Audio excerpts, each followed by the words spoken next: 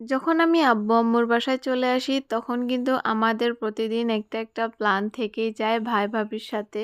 আজ আজকে ভাই-ভাবির সাথে ঘুরতে বের হইলাম। আমাদের বাসায় থেকে একটু উত্তর সাইডে ২ কিলোমিটার দূরে অবস্থিত আস্থা রিসোর্ট। এইটা একটা অনেক কিউট রিসোর্ট, ছোট্ট একটা রিসোর্ট।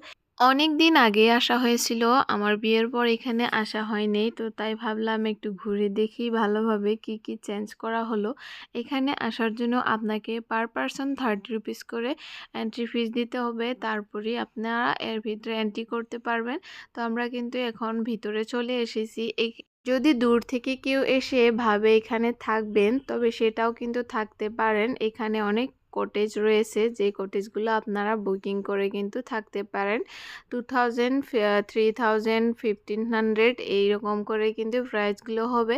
তো আপনারা এখানে এসে রাতও থাকতে পারেন। দূর থেকে কিন্তু অনেক লোক আসে এখানে, ফরেন থেকেও লোক এই জায়গাতে আসে ঘুরতে। এই জায়গাটার একটা অনেক বেশি মনোমোহা দৃশ্য, যেটা চারপাশে পুকুর, তার পাশ দিয়েই কিন্তু এই ঘরগুলো বানানো হয়েছে। দেখেন এত সুন্দর করে গাছগুলো লাগানো আছে, যেগুলো দেখতে অনেক বেশি ভালো লাগে।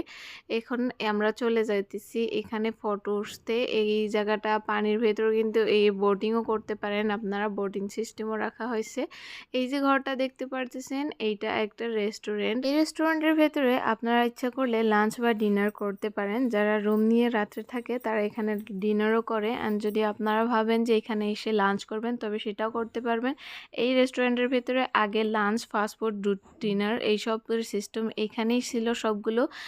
কিন্তু এখন একটু চেঞ্জ করা হয়েছে, ফাস্টফুডের সিস্টেমগুলো একটু আলাদা করে দেওয়া হয়েছে। এইটা একটা রেস্টিং প্লেস। এখানে কিন্তু বাচ্চাদের জন্য সুন্দর সুন্দর অনেক খেলনা বানানো আছে, যেগুলো অনেক বেশি এনজয় করে বাচ্চারা। এখানে একটা ঘর আছে, যেই ঘরটাতে অনেক বেশি অ্যাকোরিয়াম ফিশ দিয়ে ভরপুর হয়েছে। মেঘদা তো অনেক বেশি খুশি, কোন দিক থেকে কোন দিক চলতেছে কিছুই বুঝতে পারতেছে না।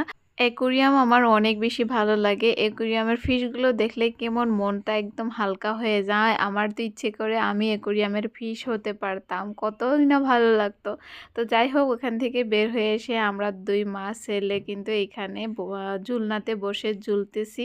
মেঘদাত অনেক বেশি এনজয় করতেছে, সে ঝুলনাতে বসে কিন্তু অনেক বেশি পছন্দ করে, ঝুলনাতে ঝুলে অনেক বেশি আনন্দ পায়। তো তাই আমিও তার সাথে হাত ধরে ধরে ঝুলতেছি, ছেলের সাথে আমিও ছোট হয়ে গেছি।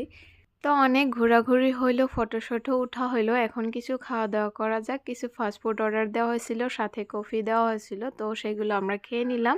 এই যে ছোট ছোট ঘরগুলো দেখতেছেন, এখানে বসেই কিন্তু আমরা ফাস্টফুডগুলো খেয়ে নিলাম। এখন আমরা বাসায় চলে যাব। এই যে একটা ঘর দেখতে পারতেছেন, এটা একটা কটেজ, এখানে আপনারা রাত থাকতে পারেন। এখানে বাচ্চার খেলার সিস্টেমও রয়েছে। তো এখানে মেঘদাতকে বসে দেওয়া হইতেছে, সে বলতেছে আমি বসবো না, আমার ভয় পাইতেছে।